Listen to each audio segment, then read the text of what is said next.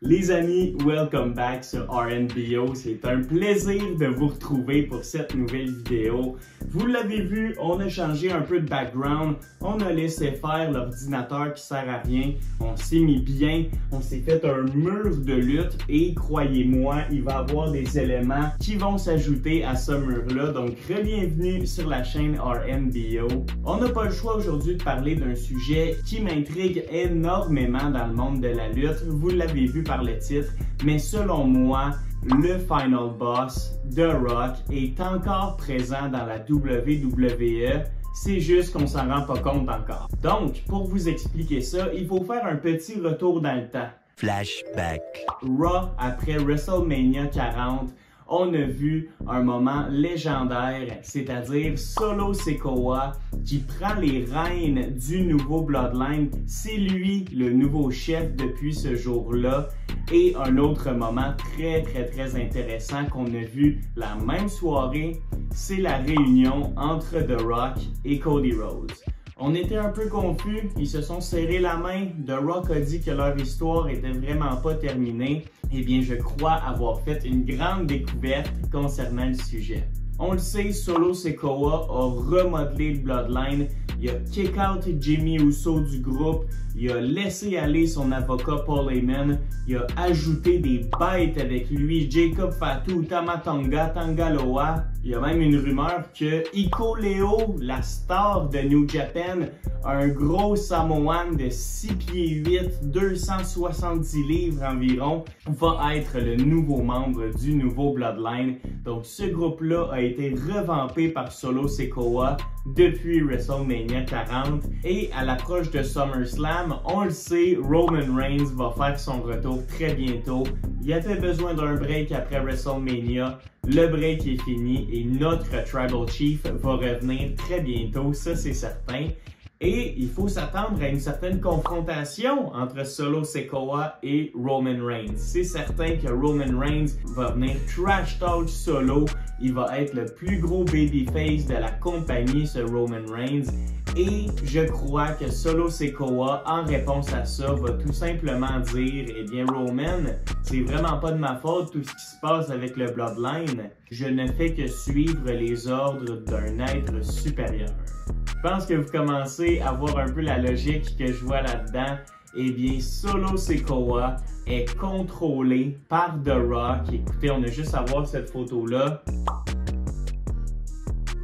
Coïncidence, je ne crois pas. Donc, le vrai leader du nouveau Bloodline, c'est pas Solo Sikoa, c'est The Rock qui, un peu comme un mastermind, est en train de dropper des informations un petit peu à gauche, à droite, et qui nous fait tout passer ça par Solo Sikoa. Solo, lui qui veut être le leader, mais en effet, le vrai leader de ce nouveau Bloodline-là, c'est The Rock.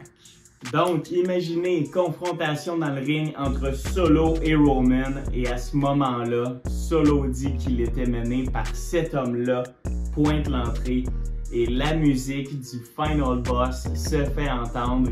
The Rock devient automatiquement le plus heel de la business et on crée enfin le match que l'on veut lors de WrestleMania 41, Roman Reigns contre The Rock. The Rock, lui, va mener les méchants. Il va mener Solo et tous les nouveaux Bloodlines que je vous ai parlé. Et Roman, lui, il va devoir faire des efforts pour aller retrouver Jimmy Uso, faire une amende honorable à Jimmy Uso, retrouver Jey Uso. Peut-être qu'on va revoir Sami Zayn dans le mix. Qui sait, il a été un membre exceptionnel du Bloodline. Et je pense qu'un autre membre éventuel du Bloodline, ça pourrait être le champion Cody Rhodes. Personne ne connaît mieux le Bloodline que Cody Rhodes. Il a été en rivalité avec l'ancien Bloodline et il est avec le nouveau Bloodline. Donc peut-être que Cody Rhodes va venir s'allier avec son ancien ennemi Roman Reigns, ce qui va créer avant WrestleMania un match à Survivor Series, un War Games épique entre l'ancien et le nouveau Bloodline. Je donnerai la victoire au nouveau Bloodline, donc l'équipe menée par The Rock, pour encore plus monter sa crédibilité en tant que heel suprême. Pendant ce temps-là, on a le temps de s'attacher au nouveau Roman Reigns gentil qui est là pour la foule, celui qui acknowledge la foule maintenant que de se faire acknowledger lui-même. Et au final, on a le Saint Graal des matchs. Roman contre The Rock, 1 contre 1. Honnêtement, ce match-là à WrestleMania pourrait être le main event des 2 soirs de WrestleMania à Las Vegas. On n'a pas besoin de titre pour ce genre de match-là. Il y a tellement l'histoire de la famille Anoa'i, l'histoire du Bloodline est tellement plus forte que n'importe quel titre de la WWE, à mon opinion. On a un dream match et enfin on a le match que l'on veut, mais il est bien booké, il est bien scénarisé. L'année passée, on se l'était fait mettre dans le bec et on l'a refusé avec nos We Want Cody. Et bien là, on a enfin le match que l'on veut. Donc dites-moi si vous êtes d'accord dans les commentaires avec ce scénario-là. Selon moi, The Rock est encore présent en ce moment à la WWE. C'est juste qu'on ne le voit pas vraiment. Mais si on regarde le outfit de Solo Sikoa, selon moi, on voit en fait derrière ses yeux les yeux de l'homme qui le manipule, The Rock. Donc laissez-moi savoir ce que vous avez pensé de cette vidéo-là. N'ayez pas peur de m'écrire dans les commentaires aussi. Est-ce que je suis dans le champ sur certaines choses? Est-ce que vous avez hâte de voir ce qui va se passer entre le nouveau et l'ancien Bloodline? Pour ma part, je pense que cette storyline-là, elle dure déjà depuis des années et ça va continuer pendant plusieurs autres, j'en suis convaincu. Donc merci beaucoup d'avoir écouté les chums. Comme d'habitude, portez-vous bien et on se dit à très bientôt sur RNBO. Take care and peace!